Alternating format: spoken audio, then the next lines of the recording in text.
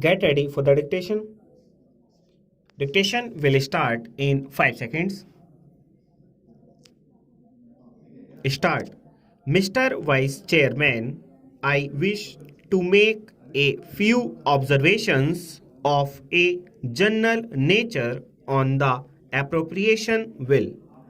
I know that this is an appropriation bill and not the finance bill, but perhaps it is permissible to make a reference to the policies which underlie this bill. The bill, in its broad features, is having regard to all the circumstances that prevail in this country, a reasonable measure and deserving all the support of this House.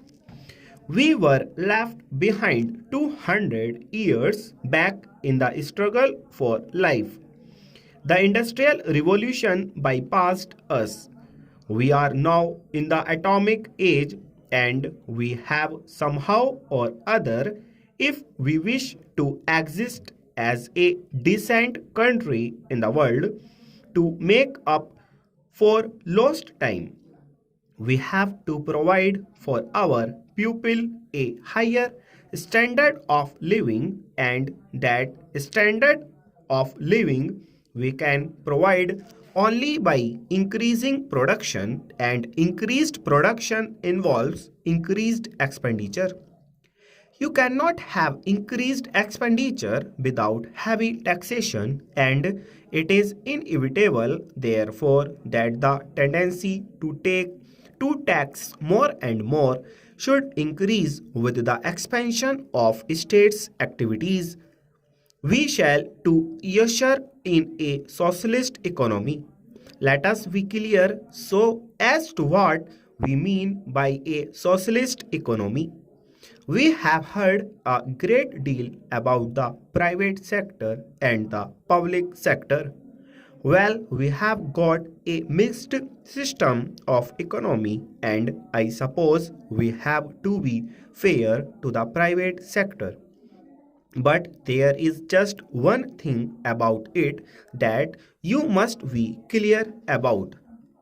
In a socialist economy, the direction of investment and the control of investment must rest in the hands of the state.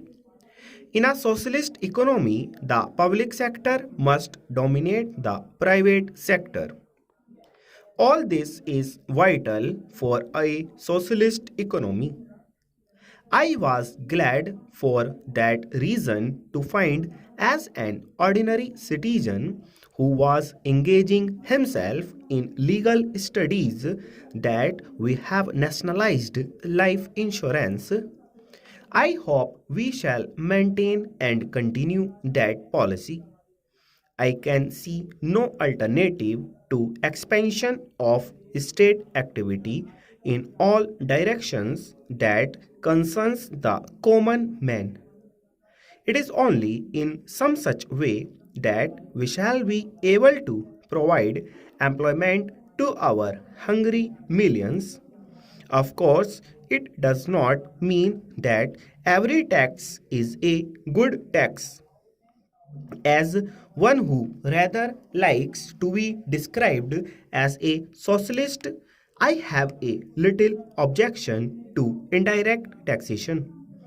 I think the better way to deal with the problem of taxation is to tax those who are in a position to bear the burden of taxation. We find the richer classes always saying that the taxation is very heavy. Even if the taxation was moderate, they would say that it was heavy. But it is extraordinary that when once a tax of a direct nature has been levied, the industry is able ultimately to adjust itself to the conditions imposed by the tax, and therefore we have to do a little dynamic thinking in these matters. It does not fully stop.